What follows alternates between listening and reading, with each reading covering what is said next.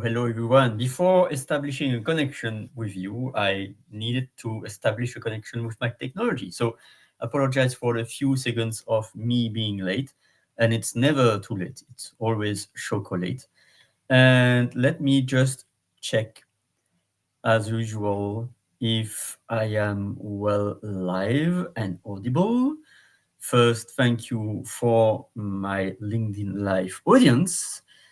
And I'm really happy today. We are on Monday. It's 5 p.m. my time because I'm in Belgium. And I'm just going to check if I am live on LinkedIn. Yes, I am live and audible. And this is the rules of engagement in storytelling book club with Mr. Jay Pascua, who will join us in few minutes. So I am blessed to hold this space for him and to let you also connect with him. And it's about his book, The Rules of Engagement in Storytelling. And last week was the rule number 2, and the week before, the rule number 1. So today is the third rule. And let me check then in LinkedIn if in LinkedIn I am live, and in YouTube am I live and audible? Let me check with the technology if technology is allowing me to um, to navigate properly, making connection with technology. That's amazing. So we are live on YouTube and LinkedIn. Feel free always to comment, whether you are live on the live right now, or in a few minutes, or during the session, or whether you are in replaying. It's such a blessing to receive your comments, your questions, your feedback, your insight, because it's about you. It's we. It's not me. It's not Jay. It's we. So I am live on LinkedIn and YouTube. Thank you, Virginia. Amazing to see you. Uh, Also, I'm going to go in and out. YouTube and LinkedIn sometimes, but I am more focused on restream. So if you are seeing my comments, if I am seeing your comments right now, I'm going to spotlight them. If not, I'm going back and forth sometimes to see if there are comments that are not going through restream. Apologizes. And it's such a blessing also to welcome you on stage, because it is an interaction, a connection. So right now you are having also the ability to join the stage. Of course, it's preferable that you join the stage after 20-30 minutes. And at the same time, here are already the links, because it's about dance in abundance, with the improvisation and the connection. So here is the link to the stage. And we are waiting a few minutes for Mr. J. And right now I do my best to prepare. I was not reading the whole chapter. I was a bit late, but I am really blessed because I love to create visuals. So here is the visual that I was creating just for Mr. J. Hope that you can see that. It's really in my black sheet of paper. And so in the menu, because it's a buffet for the third part, and of course there is a lot to cover, but I would say the third rule is establish a connection. There are multiple subjects, like measuring. No, that's for the last. The third rule, alchemy of the connection. Embrace diversity in narratives. Crafting characters with depth. The art of empathy. Kudos and wink to Melissa Wine-Miller Robinson, the queen of empathy. Empathy is really important when it comes to connection. Then Unveiling immersive settings. Ooh, we are live. No, Yadish Valji, I see you are. I'm going to introduce to you later on, but I'm going already to continue. So, unveiling immersive settings. Immersive settings. That's really important to foster connection with your audience. Invoking the senses. Yeah, the body, the feeling. Yeah, the senses, really important. Themes that echo, and then finding the common theme, of course, between you and your story and the audience, I assume. Then the emotional architecture of storytelling. Emotional architecture, ups and downs and ups and downs. To emotion, we are connecting. Building emotional arcs like conflicts resolutions about the story, because it fits a flat line. Beep, it means that nobody reads. We need captivation, we need engagement, and we need connection. Then crafting memorable antagonists. Yeah, there are allies and antagonists. The power of symbolism. Yeah, symbols. We are relating through symbols. Then anchoring stories in symbolic motifs. Unseen connections. Wow, I'm really happy to discover that. Then there is the target practice, narrative navigation, stories, retaining employees. Yeah, it's also storytelling in corporate. It's really also another aspect. Crafting compelling narratives, training and development. Yes, also for corporate and companies. Employee engagement initiatives. That's more like for the corporate part. And then measuring impact. How we could know that our attempts are succeeding. So with that, I'm going now to already before waiting for Mr. J, I am welcoming on stage Yadish Raji to see if you have anything to say about connections. Yeah. Hello. Yeah, I hear you loud and clear. Yeah, glad. Great to see you. So, what comes into your mind when I talk about establish a connection? Yeah, yeah, network issue. Cool. So, what are your thoughts about establish connections? Relation collections, nothing. Cool. Okay, thank you. Thank you for your contribution. And for me, it's really to realize that we are all human beings, and in order to be able to convey our message, we have to build a connection. So that's why I'm not only for drinking an amazing drink of coffee, but to let you know that I'm here in Brussels in my kitchen, and it will be an imperfect session, but and at the same time, it's using really amazing moments to connect with you. So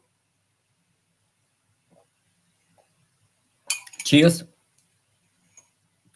And so connection with our audience is important. And by the way, in French, connection is with an X. So it's like connection with the CT in English, but instead of the CT, you replace with the X. And in English, connection, in French, connexion. And it's to have a link between you and your story and your audience. And I think it's a way to spice You can bring also hot coffee, hot strong coffee, or hot tea, and it's like adding new flavors. You can add fruits, you can add spices, and it brings I love also to talk about the ingredients. I'm really amazed about what is covering through this third section, third rule, because it's about using the right ingredients and also knowing how do we convey our story. Is it through a book?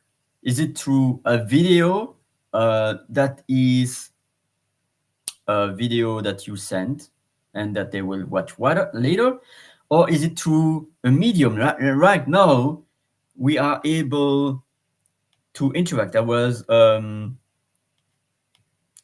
letting Yadish Varji on stage, and I was establishing a connection with him live, and that's why it's really important to know before the medium, if it's through a blog post, um, a YouTube video that they will watch later, a book, um, a newspaper paper article, a podcast that they will listen after, because there is about the connections.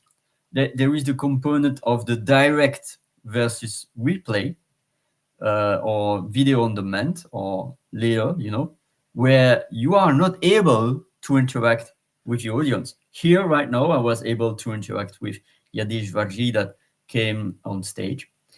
And I am also able to interact with anyone who is right now live on LinkedIn or on YouTube. And although there is not a lot of audience, I'm sure that the replay team will be there and will be able to comment and interact afterwards and ask questions and add their own comments and their own insights that could also benefit for the community. So when it comes to establish a connection, when you are a book author and you are writing a book, you can probably beta test your book to audience that are reading your book beforehand. Yet mainly the audience is reading your book after and not during your writing. And so you only know after. Here right now, I'm in live, and normally I have an audience that is like 5, 8, 10 people, and they are interacting. And I was seeing the message of Virginia that was writing 3 hours before that she wished me a great turnout. So that's really the magic of having an audience that you can interact with through different platforms lives. So there is the radio, and so there is the instant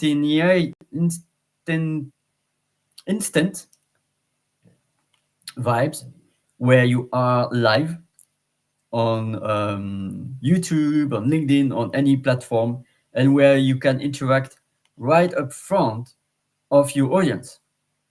And then there is the after, like few hours, few days, few months, few years, especially if you are a book writer and that you write a book that was published 5, 10, 20 years ago. And then at some point, through any channel of communication, internet or face to face, you have feedback from your audience. You are having a feedback that, oh, your story was really wow, amazing, and that the audience resonate. So the instantaneity, sorry, I'm not pronouncing well the word, and the fact that it might lead a lot of time between your story that is revealed and the feedback or the questions or the input that you have from your audience. And then the channels. Is it written like the book, or the blog post, or is it through video, through audio, or through a simple advertisement, or through an event? So it's really important to know also the diversity of that. And so while we are waiting for Mr. J to pour some love to us, the alchemy, like multiple ingredients, multiple elements to take into account when it comes to establish a connection. And it's to know that we don't use the same ingredients to bake a tiramisu, to bake a brownie, to bake, uh, you know, any type of pastry has different kinds of ingredients, different way of integrating the ingredient. Sometimes it's right at the beginning of the recipe, and sometimes it's at the end. And also the if you need to cook, if you need to put in oven, if you the quantity of the ingredients, and your preparation, your muscle preparation. Like sometimes it's in French, it's called will de coudre. Like, oh, sometimes you are really to bake a lot, and sometimes you are just to be slight. So it depends on the medium. It depends on the if it's instantaneous, or if it will be after that. And of course, about your intention. What is the outcome of you sharing your story, of you wanting to build a connection with your audience? And so embrace diversity in narratives. Yeah, diversity is important. It's like spices. We need to know if we want to add spices, which kind of spices and which quantity of spice. And it's also a dance between you and your audience.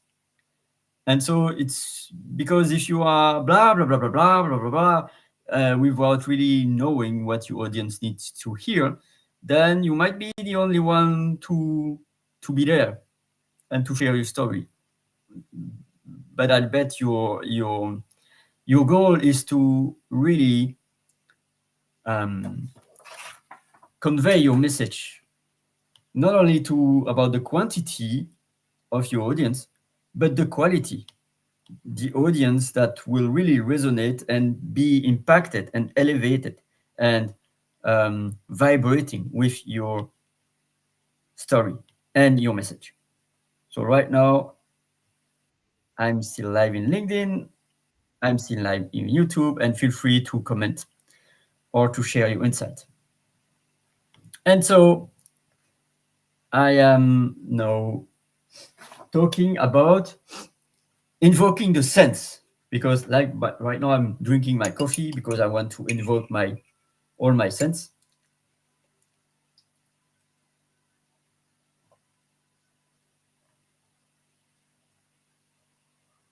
Um, and I'm pouring more coffee because I need to invoke my senses.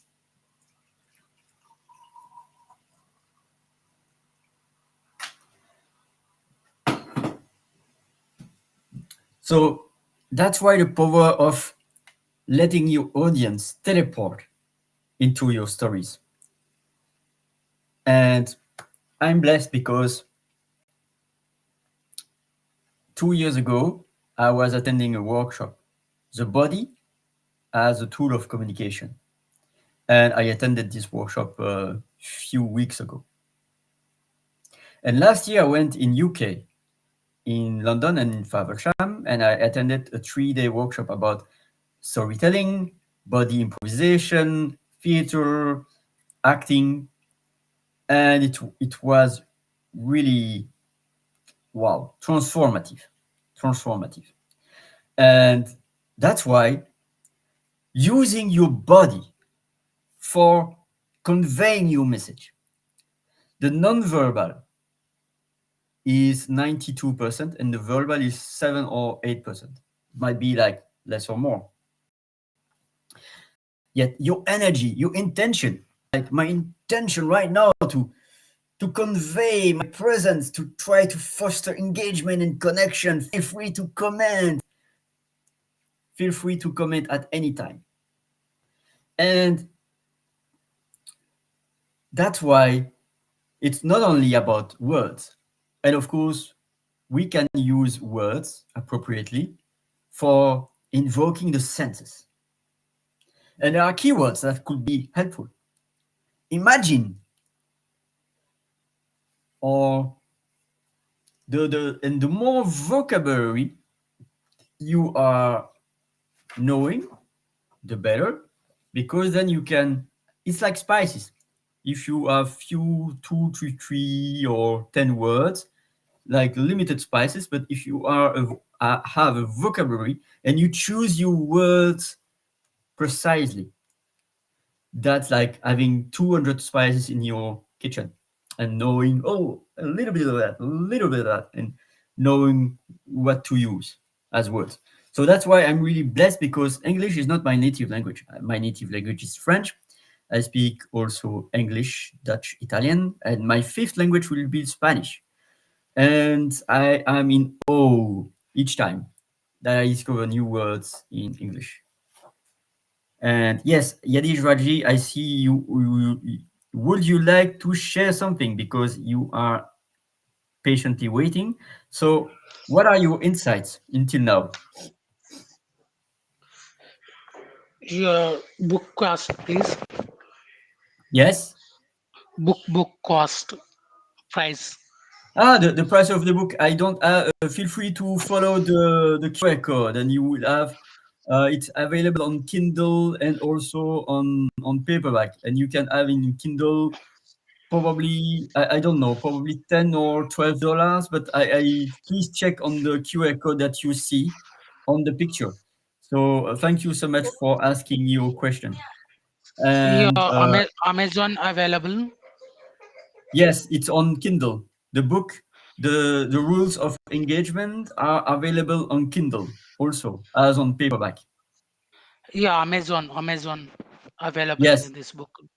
yeah, that's it. So it's available on Amazon. Feel free to scan the QR code, or it's the most simple way, I think, or to go to Amazon and to type the rules of engagement with Jay Pascua. Yeah. Thank I you. searched it. Yeah, thank you. Thank you. So, sorry.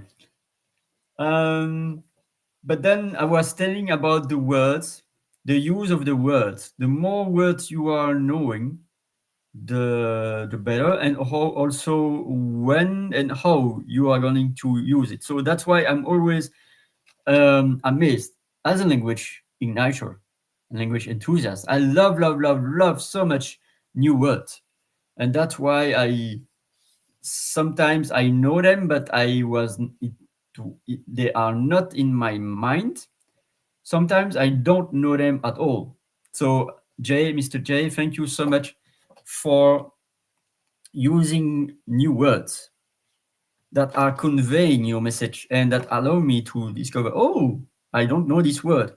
So I was pinpointing some words. Forge, like I know what's forge, like iron, like forgeron in French. And I was also spectrum, yes. Yeah, linchpin. It's the first time, my friend, that I'm reading this word, and I was not yet searching that what it means. But it's using new words, and then it gathers curiosity. So there are two approach. Either they don't know the word and they are lost, or either they are knowing the word and whoa, or they don't know the word and they don't want to be lost, so they are curious. And probably they will ask a question: what is linchpin? um, Currents, like the flow, the river, and the currents. Psyche, yeah, I was knowing that, and the art of empathy. The yeah, Yeah, that's it. Thank you. You found the link, Yadish Raji. Great. And the art of empathy. And I love that how you are conveying a visual, like the setting of a story is a character by itself. In the story, there are few characters, and the setting, the place, the ambience, the atmosphere is the character by itself. That's also incredible. And we are on the mid of hour, 27 minutes, and hope that Mr. J can join us. Else, I'm going to continue. Thank you, Crystal. Feel free to join also, Crystal, if you would like to have a connection, to have interaction. So, thank you so much, Crystal,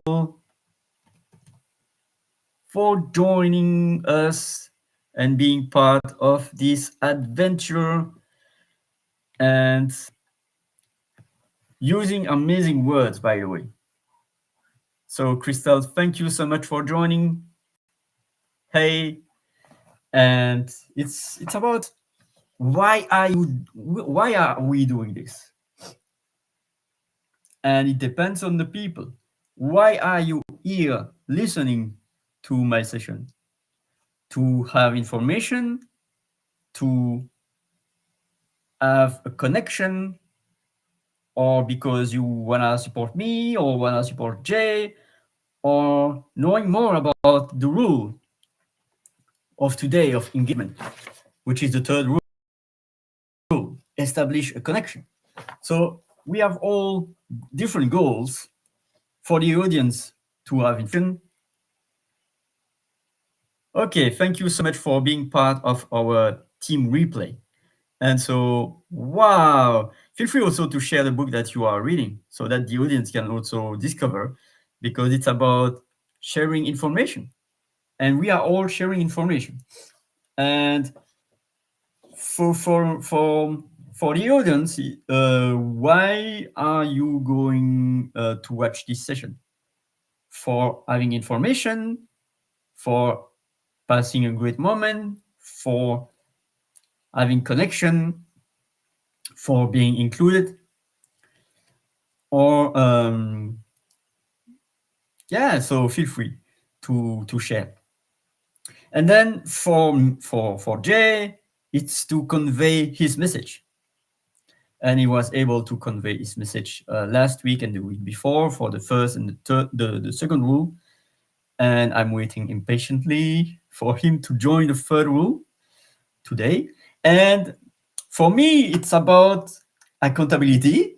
It's about discovering his book, because I realized that if I can be intentional and read books, and at the same time, I sometimes I need other people to say, okay, and I was creating myself this 10 sessions. It's my initiative, because I want to discover J messages, J book, and J mission. And that's why I'm really blessed to elevate others and to make myself accountable. Like at the end of the 10th session, I will, um, even if it's imperfect, even if I was not writing the full, I was crafting some visuals. And so it's about making things done. And I elevate myself. I try to do it on my own, but whereas I elevate myself even more by elevating others. Like I empower myself. Let's say like that, with words, words have meaning. And my attempt right now is to do it on my own without the need of others. But at the same time, I realize that I need others to do that. So I'm really blessed to be there in this session and to highlight and spotlight and empower Mr. J using the words.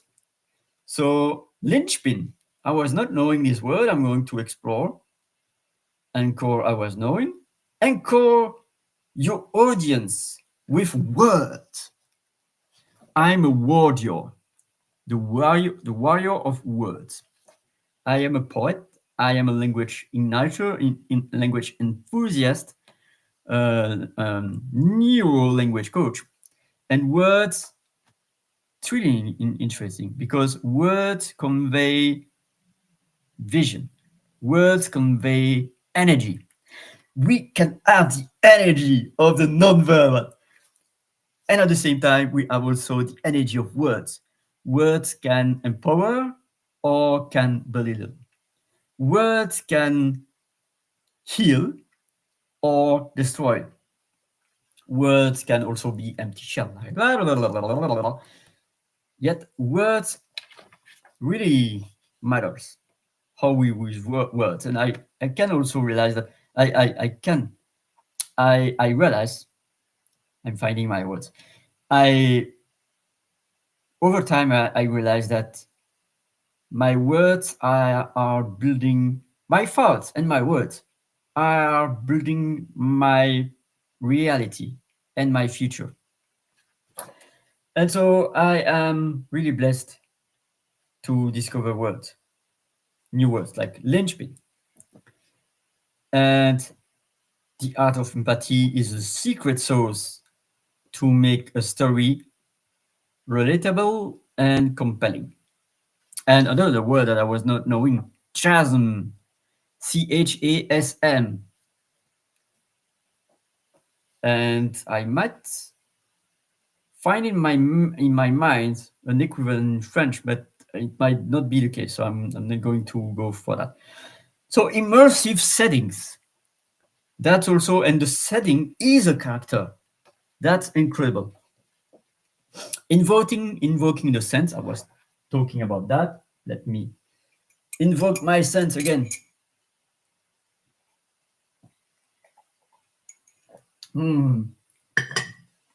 Because of course, it depends also. For the book, the sense is the eyes. For the stage is the ears. Sometimes also the smell if the speaker is introducing perfumes, or but it's also on the mind when you are able to craft a scene, to make characters live, like Uncle Clytus from Mr. J, or when you are making some voice characters, and you are teleporting into his Guam uh, island and through his Chamorro culture. And that's really incredible when you can visualize, like Uncle Clytus right in front of you, speaking to you. And that's incredible. When you are able to let your audience ignite through the senses. And then themes that echo. And themes as characters are the heartbeat of your story and fostering connections. Common themes, shared experience, and characters. Then emotional architecture. Because a story is not a flat line. If a story is not is a flat line, it might not be appealing. So right now I am really, wow. I am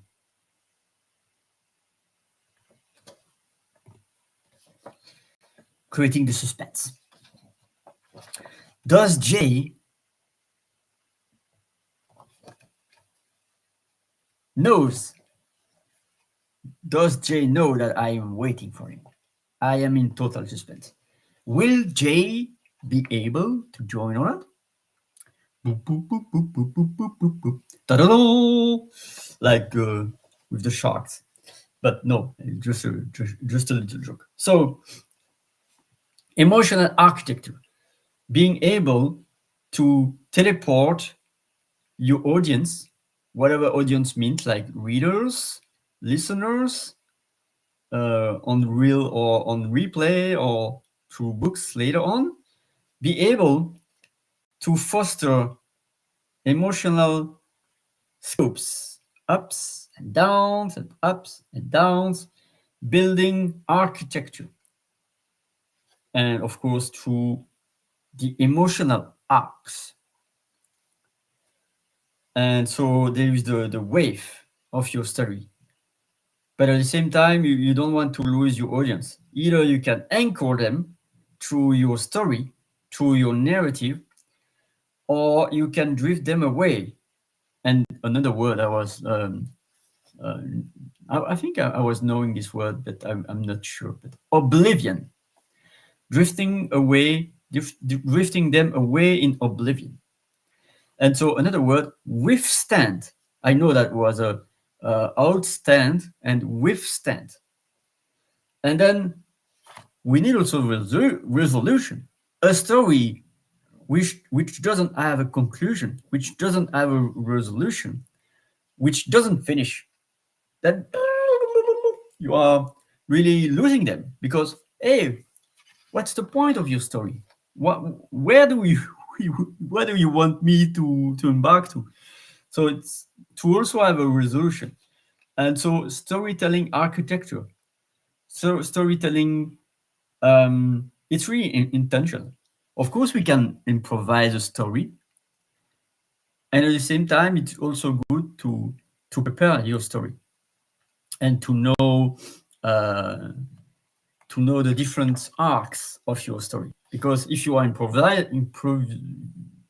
improvising, you don't know where it's going to be going. But normally, you are preparing. So let me know in the comments how are you feeling, what are your thoughts, your comments, and including the replay team. Thank you so much for watching until now. We are on the 38 minute. And I don't know if Mr. J will be able to join. I'm praying that he will join.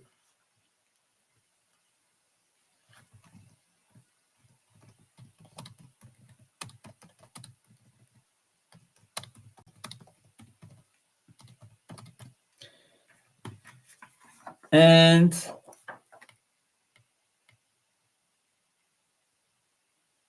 now I'm going to talk about the last bits.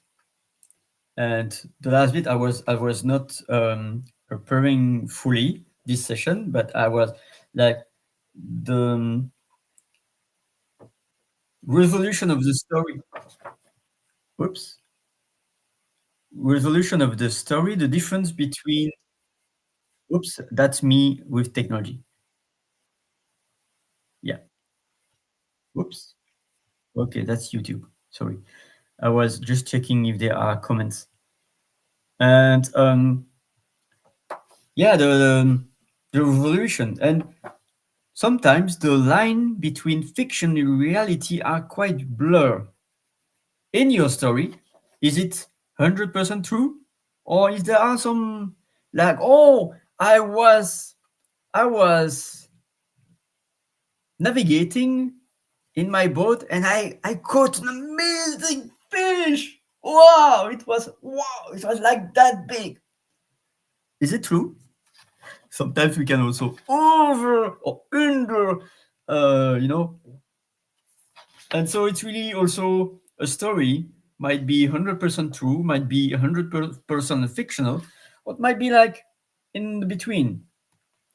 So it's also to know, is it helpful also to embark them in fiction because they are relating with your story. So if it doesn't sound real, they might be less engaged. It's just my thoughts. What do you think about that? And so emotional arcs. But after that, I was um, yeah, building emotional arcs and crafting memorable antagonists. So in the story, in the storytelling, there are multiple characters. So, by instance, there is the Lord of the Ring that you might know some of the characters.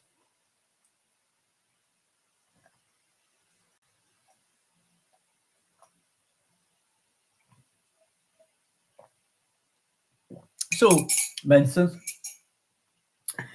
as antagonist, I was not sure about the if it was a meaning positive or negative, but for me, when I go check in my memory, antagonist means a kind of opponent or enemies.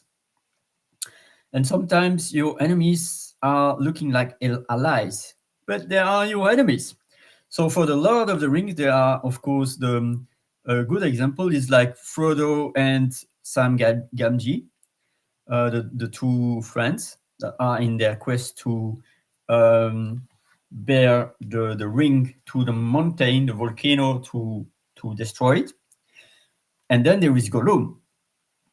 And Gollum was many centuries ago a hobbit.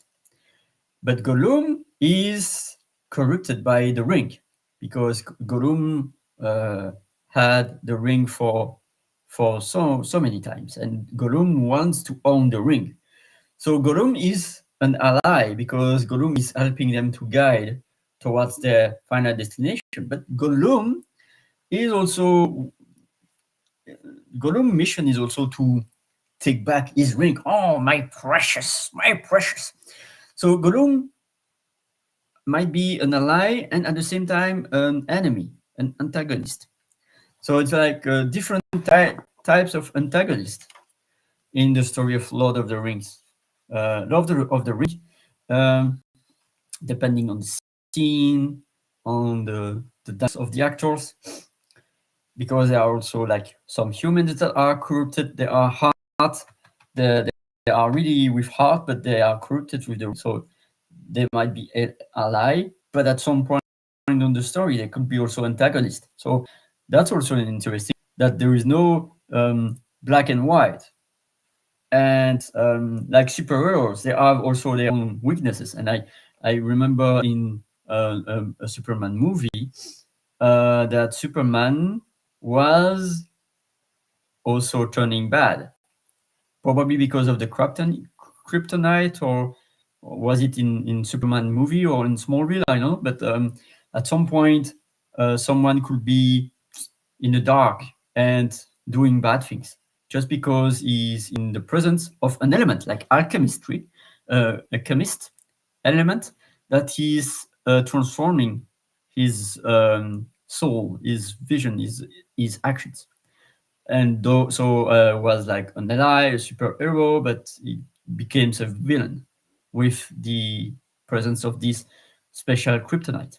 So that's also an interesting way that, of course, we can say, okay, there are the dragon in the Hobbit, like Smoke, is an antagonist. So we know that he's like the villain, the dragon that wants to protect his empire. But then there are also allies that could become antagonists, or sometimes antagonists that could become allies. So that's really interesting.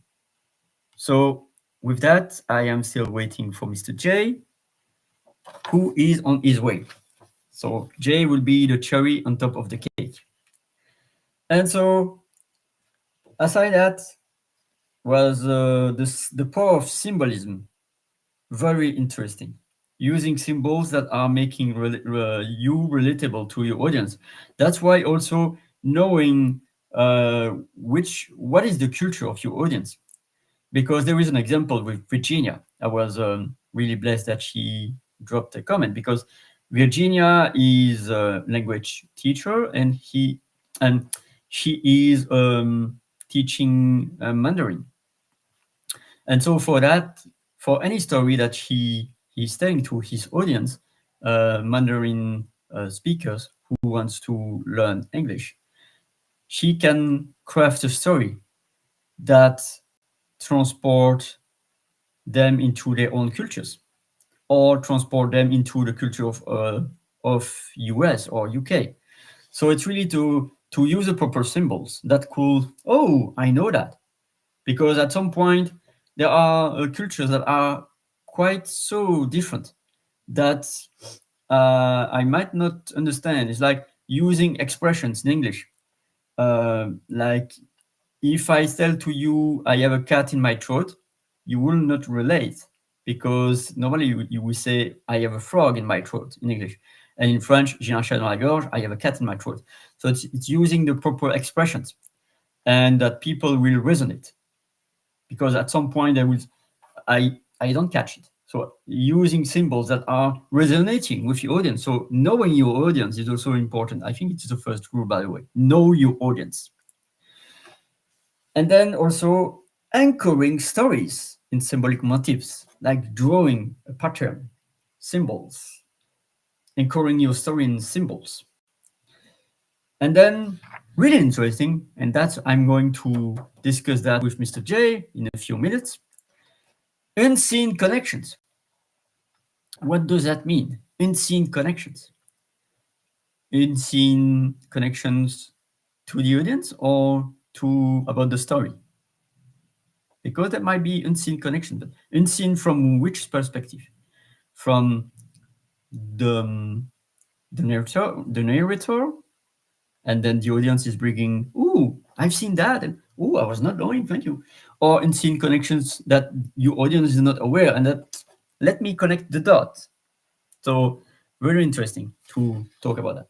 Then there was the so I'm just evoking right now, signposting the different sections of the third rule. He was really amazingly crafting that into subsections and woo, lots of them. So it might be overwhelming, but it's like each section might be like a few lines or 1 or 2 pages. So it's really readable, digestible. So thank you, kudos, Mr. J, for doing that, by the way.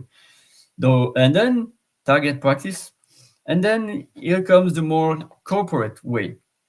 Um, Narrative navigation, stories retain employees. So when you are hey, Mr. J is there. Here is the amazing showman. How are you doing today? I'm okay. I think I'm hearing double because I've got the LinkedIn event Yes, open. yes, indeed. Yeah, yeah. First, thank you so much for joining. And I don't know how much time do you have today. Oh man, I'm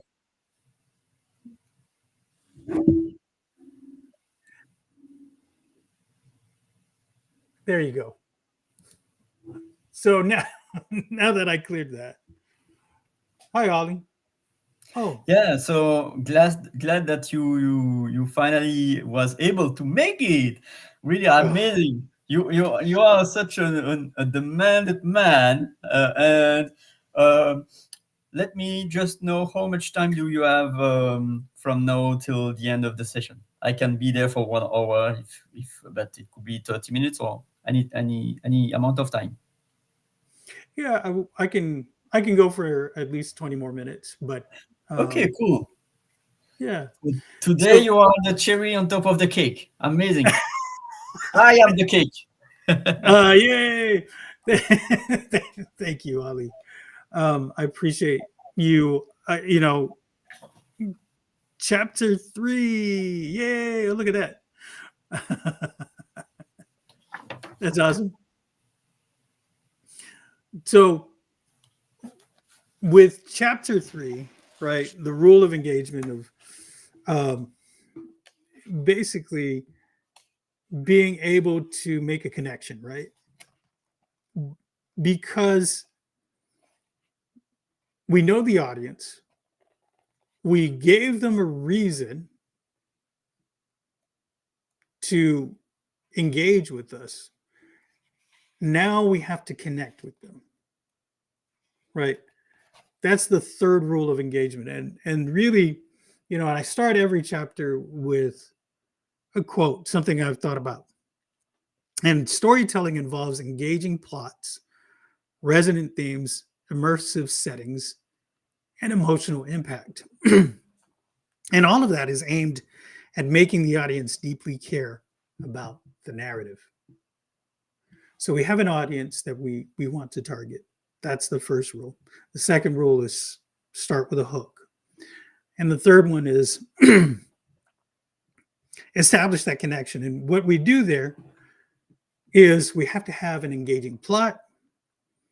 We put them in an immersive setting, and there's got to be an emotional impact. So all these things put together allows us to connect, to really engage fully with our audience.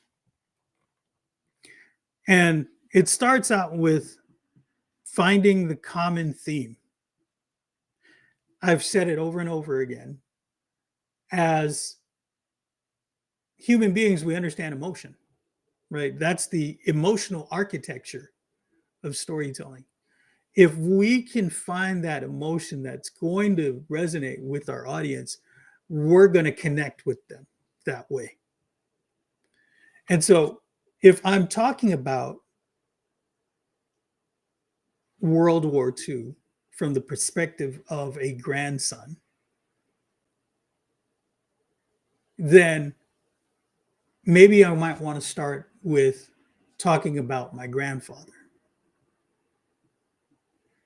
and the time of him being in hospice at home and then ultimately transitioning to a new life beyond this earthly plane. That loss of life and leading up to that point, having maybe a story, one of understanding the adversity my grandfather experienced during the war. And maybe even talking about regrets as a grandson not being able to connect more with my grandfather. These are themes that many people can understand. It doesn't matter where you're from.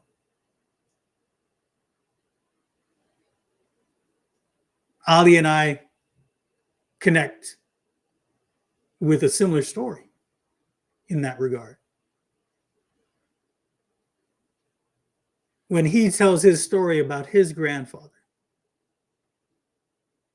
and World War II, I hear it in my heart.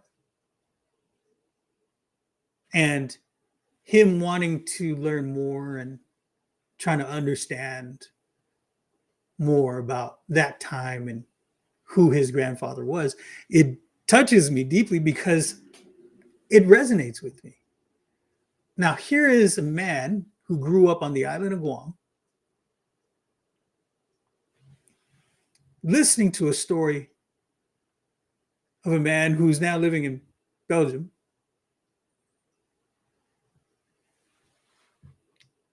And his ancestry has no real correlation with mine, but yet we have the same type of feeling with regards to our grandfather and their stories. This is the power of storytelling and the power of connection with the emotional architecture in that story.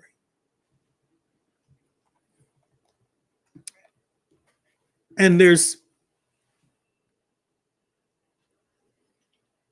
a couple of chapters I really wanted to, and thank you, Ali, for being so kind about how I broke it up into chapters. I wanted each chapter to stand alone and to title it in such a way where it brings attention to what this section is talking about. The power of symbolism is one of those chapters. So symbolism, war, just that topic alone, I know it from the story of my grandfather, grandparents, and Ali does too. And the symbol of that connects us in that story.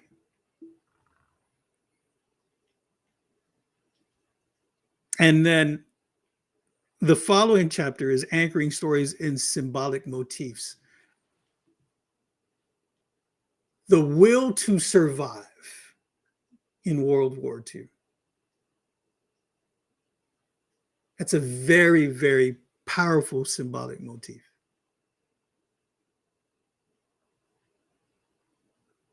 The will to survive. That's a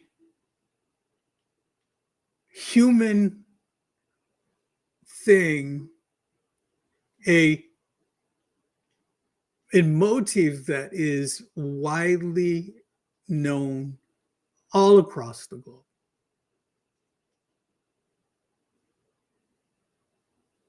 And if we want to talk about it in a contemporary sort of way, we can talk about the battles we encounter on a daily basis. None to the extent of an actual physical violent war, but the human battles that we encounter on a daily basis. Making the connection. If our ancestors or our elders could survive an actual violent war, we could use the motif to say that we could use their story as an example to show us how we could survive and live to tell our story.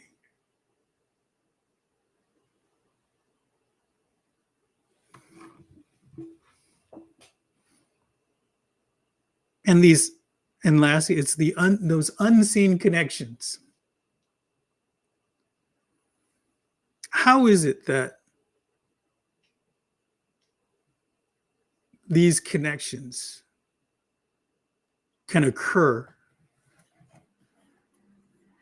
across time and space? Stories have the power to transcend time and space.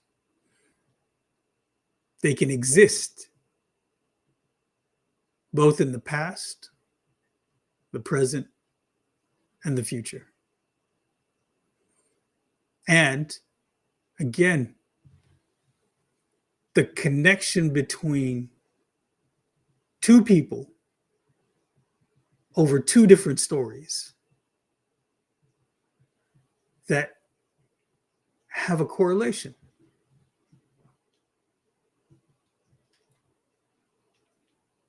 A global theme of struggle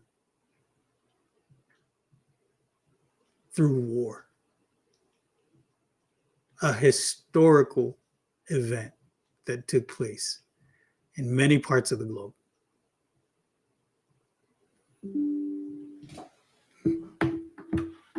And I think that's what endears me to my brother here, Ali. Maybe a couple of years apart in age, and we have these similar stories with our elders.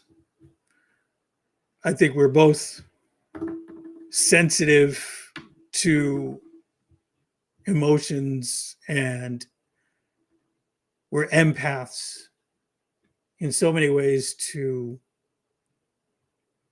the feelings of others, whether it be physical or emotional. And it is through those connections that we can be better storytellers. we don't realize just how much we have in common with so many people across the globe until we tell our stories. And so all of this to me is an important confirmation in the power of storytelling.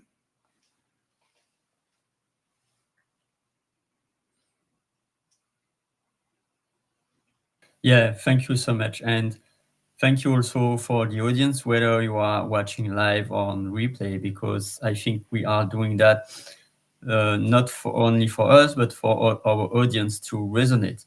And it's really also to, when I see connections, like establishing a connection, whether it's about our audience live through right now this channel, or even the replay, or our audience that are reading our blog, our book, our stories, written, expressed. I think the desire is to say, okay, I was living this. This was my reality. This is my story or the story of my family. And it's to realize that we are all souls in human vehicles across space and time, space on Earth and time across the ages. And that it's a blessing when we are able not only to tell our story when we are alive, but also to convey our story and our message that will resonate even years and decades and sometimes centuries after our last breath. And there is an example. I was discovering Wayne Dyer the day of his passing. It was, I think it was in 16 or 15, I don't know. But I was on Facebook and I was reading a message of someone saying, "Oh, Wayne Dyer died today." And before that, I was not knowing him. And I was discovering him through his books, through his videos, and the stories. And by instance, one of his story, he made a lot of stories, of course. He was an amazing storyteller. And was also what I two things that I remember. First, I was reading a book, one of his book, and the story of indigenous cultures that instead of hunting animals to have food, like sometimes over the year, they were calling them, and the animals came. The buffalo came by the human expressing the sounds. It was like by expressing sounds, animal were knowing that, oh, humans are needing us. Let us go towards them. And then the story was there was a young buffalo that was like really ready to go forward and to be ready for sacrifice. But then on the backside there was an old one that pushed him aside and that put his head on the end of the one that was conducting the sacrifice. So that's what was one of the story that was hearing on the preface of his book. And then another story was really incredible for me about the intention and the energy. He was waiting for a queue. He was on a queue, and then there was someone asking him money or I don't know, and he passed through. He was like that. But when Dio was able to catch this, and few minutes later, even if he was in the queue, to go back and to say, "Oh, I'm sorry to have brushed you like that," and then it's really to have the power of intention to be okay. Let me rewind. And then the last story before I yield you the mic. Um, Another story. Someone I was meeting a few years ago, someone in Belgium that is an amazing human being and also a handspan player. This kind of ovni drums. This kind of special drums, like with special sounds. And his story was he was discovering that 7 years before because he was on the queue, also on the queue, like for 20 minutes, waiting for something or going into a place. And then he was hearing a music and was like, that's an interesting sound. And it was, but I'm on my queue. So, but then, oh no, I'm too curious. So it was okay. I made a decision. I go out of the queue and I want to discover. And it's at that moment that he discovered handpan, the famous drum, and he was really passionate, and he became a handpan player. And his name is Gregory, I think. Gregory Spencer, if I remember well. So that's me sharing stories that was really resonating with me. What do you think about that? Did I foster a connection to you? Yes, and specifically with Wayne Dyer. You want to know a little connective story there? Wayne Dyer served in the United States Navy, and at one point was stationed on the island of Guam. And while he was there, he wrote a letter to his superiors protesting in the local newspaper the policy that prevented Guam civilians from shopping in U.S. Navy stores.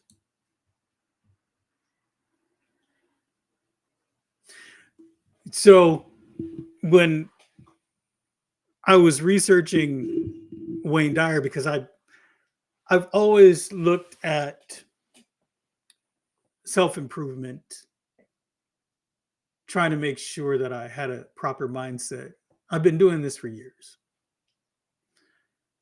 And he came up in my research. And then I went down the rabbit hole and found that little bit of information. And it endeared me to Wayne. And then I watched some of his speeches, and it further solidified my affinity for the man. Awesome. And the fact that he tried to right a wrong, address an injustice, even possibly at his own peril.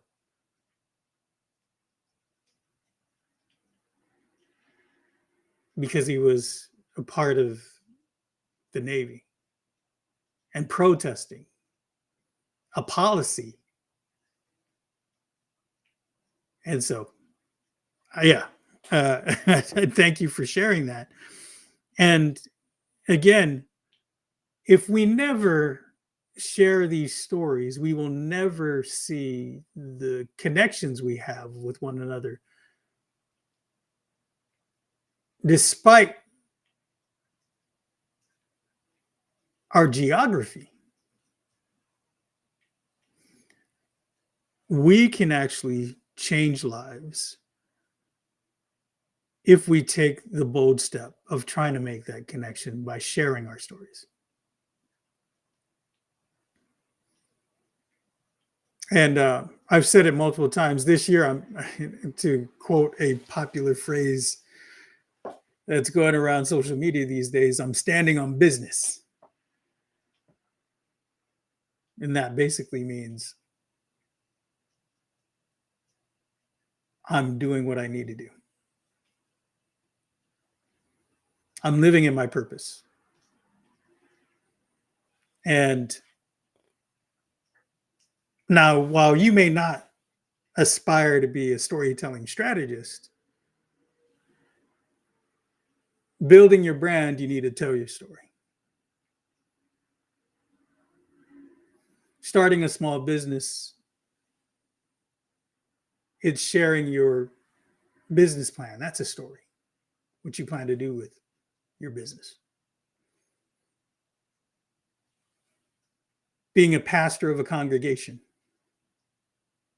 you're sharing stories. You're sharing one of the oldest stories in world history.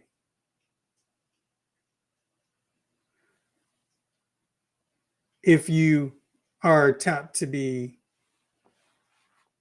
a speaker at your best bud's wedding, these are the things in our daily lives that we encounter that has a direct connection to storytelling. And some of us don't believe that. I was in an audio event where the marketing person said, I don't believe storytelling will help build brands.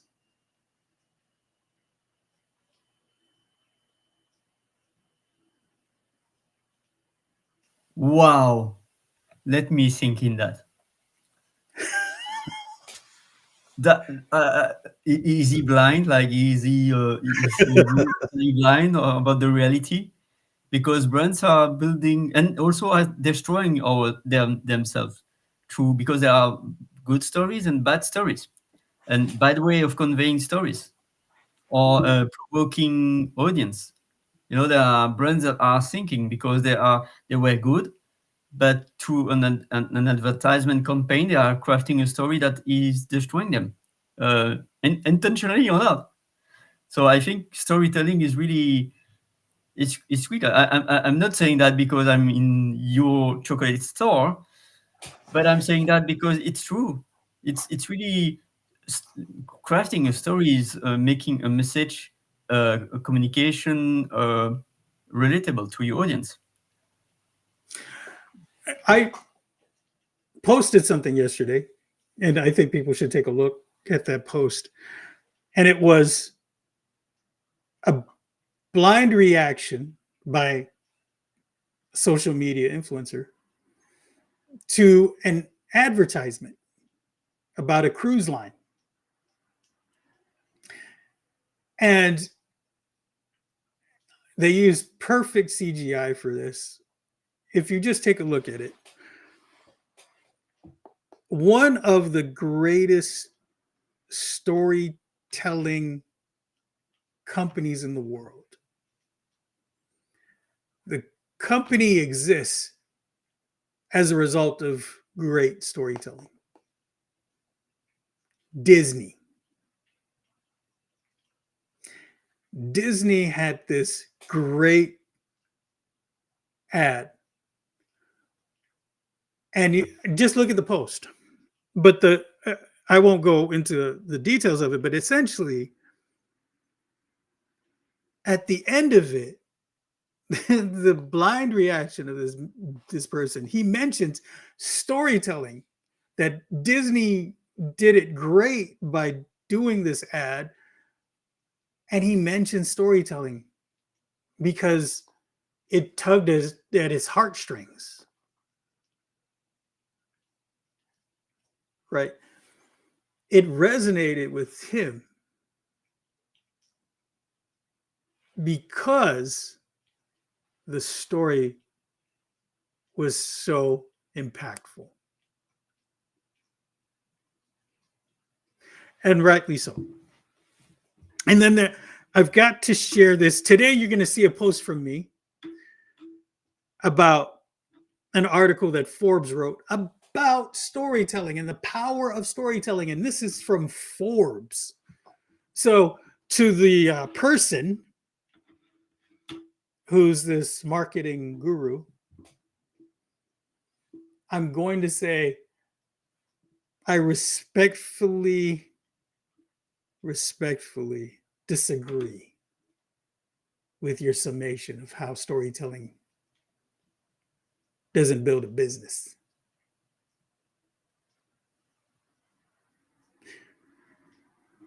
So, and just keep an eye out for it. But at every good, effective communication, campaign, marketing, sales is going to be an impactful story. And I've been in the news business, in the media industry, both on the advertising side and on the news side. And stories are very integral to building business. I was part of a business journal. I was the editor. We did a story. How many times have you seen an ad about Louis Vuitton? Not so much. Maybe because I'm not so much interested neither by the luxury fashion, but Right, and I get it. But a lot of luxury brands do it based on the fact that they've existed for a long time, the fact that they have brand recognition globally, the fact that they already have a reputation. And so you don't see a lot of these ads a lot, right? You don't. And especially with the luxury vehicles, right? You don't see that many because it keeps it aloof and it gives that air of mystique and the whole 9 yards when it comes to marketing of these brands. The reason I brought it up was Louis Vuitton had an opening of a boutique on the island of Guam. And we offered them a pull-out section, their own section of the newspaper. And we covered the soft opening of it. And they bought the entire section. And that spoke volumes to me because they were willing to invest in a campaign with us that could reach the audience they wanted, right? Because it's in a business journal. People with the income to spend at this boutique. And because we told a story of Louis Vuitton and the brand and why they were entering the market on Guam, they decided that it would be a good investment.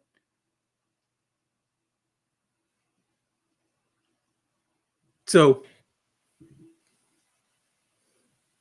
the stories can have a practical impact on business.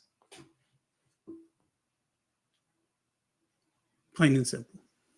Yeah, and stories, how we craft stories, is also making the trust aspect more fluid, because we are building a connection through a story, and we are resonating because the audience could be the companies.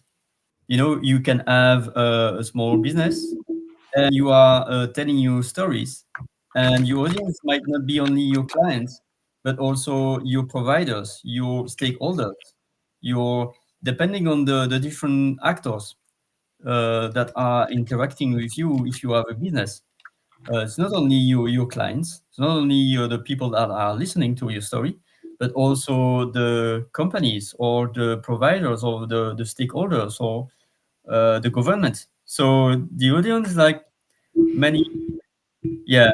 So do you have still 2 to 3 minutes? Okay. Yes. So let me tell you how amazing you are, because you are. My brain You are a Guameleon in the storytelling because you are in many different cultures like Guam and also US, and you had a lot of hats through your life. So that's why it's really incredible to go to your book because your book is really the sum of your decades of experience through different atmospheres, um, different roles, through call center, through news, through storytelling on stage, radio, podcast, writing a book. It's really incredible. That's why I'm really blessed that in 2025 we are doing this because it's not only for me, for you, it's also for our audience. And so I was before I was it's also to be able to relate not only for us but also for elevating the whole humanity. And I was again the quote of Martin Niemöller is really important for me when it comes to things that happens everywhere in the world. And so he said, first they came for the communists, and I did not speak out because I was not a communist. Then they came for the socialists and blah blah blah. Then they came for the trade unionists and blah blah blah. And then they came for me, and there was no one left to speak for me. And so I said this quote because I was resonating also with when you shared about Wayne Dyer, because he did something that was not probably impacting his life, but his action impacted probably his life because he was daring to do that, but he was not. He was daring to do for others because he was thinking something is and let me correct this injustice for me personally. So that's why we need to stand to outstand and to withstand for one another, wherever we are, to come as one. That's why for me sharing stories is so important, um, to elevate, to empower humanity, to see we are this common value together as 8.2 billion people. We need to unite and to not let anyone, any force, any evil energy divide us, any energy inject fear in us, because we can withstand with our stories and together. So, any final thoughts before you are leaving the stage, Mr. J? Yeah, sure, absolutely. I think um, the best thing to do when trying to make a connection with your audience is to be your audience, to understand from a human standpoint, what would it be like if I was on the other end? How can I connect with myself as the audience? And we may not know the impact we have on people in, let's say, Botswana or in Belgium, but we know what it would impact in our lives, how it would impact our lives. And because we're human beings, that means we could have that impact in that person in Botswana or that person in Belgium. And look, my connection with Ali happened as a result of the both of us sharing our stories. And with that, I've got to go. So thank you so much. Thank you, and see you next Monday for the fourth rule, which is do not fear adversity. Sharing adversity fosters empathy and adds depth. It allows you and the audience to bond. Bonding occurs over struggles and collectively overcoming obstacles. So thank you, Mr. J. Bond. Just joking for that. So thank you again for joining and wish you an amazing day, everyone. And we are